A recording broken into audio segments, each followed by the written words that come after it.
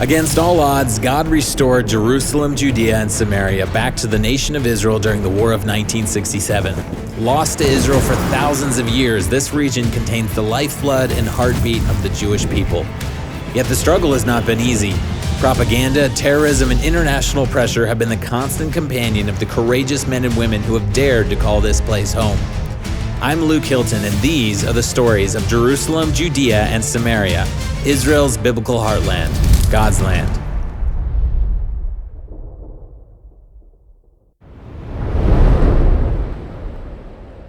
Naomi, thank you so much for being with us. We're overlooking illegal Arab mansions that are built on Israeli state land. Tell me about the fight for Israel's land in Judea and Samaria. What you're looking at here is a battleground. It doesn't look like one. It doesn't sound like one, but it is an active battleground. It's a battleground for the most basic and most sought-after resource that we have, and that is the land itself.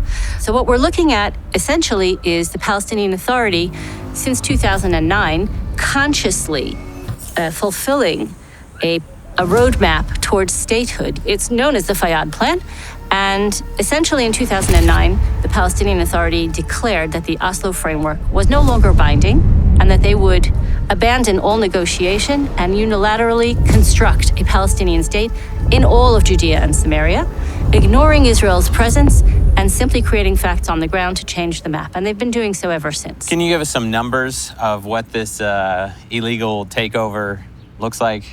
What's happening? At our last count, which was 2022, there were 83,317 illegal structures, illegal Arab-built structures in Area C, the area under Israeli jurisdiction. Almost 70% of the territory given to the Palestinian Authority for development, for creating a better life for Palestinians under their jurisdiction, is empty and available for construction. So even if there were some sort of housing crisis, they have more than enough resources in areas already under their control to resolve that crisis, and they have the funding to resolve that crisis.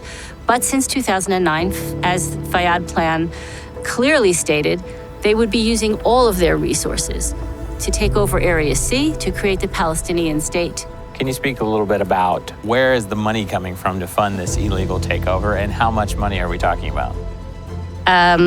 We don't know how much. We know every year hundreds of millions. Probably in the last funding cycle, we know of at least 800 million euros. The Palestinian Authority is per capita, the biggest recipient of foreign aid in the world. And the results are terrorism, murder,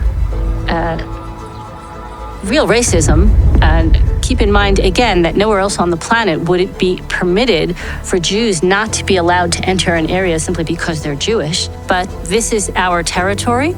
We can do with it as we choose, but we have no obligation to create a state here. So it's happening, unfortunately, unilaterally, one-sidedly. There's a war being fought, like I said, but only one side is fighting. The other side is making believe that it's not happening. That's not a good recipe. The world would have you believe the lie that the Jewish people are stealing Palestinian land in the falsely so-called West Bank. The reality on the ground, however, is much, much different.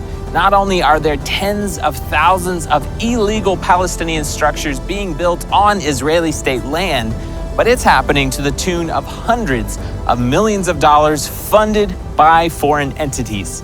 Jerusalem, Judea, and Samaria, it's not the occupied territories, it's not even the West Bank.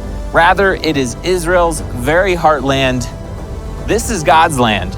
To find out more about the people and places of Jerusalem, Judea, and Samaria, go to keepgodsland.com.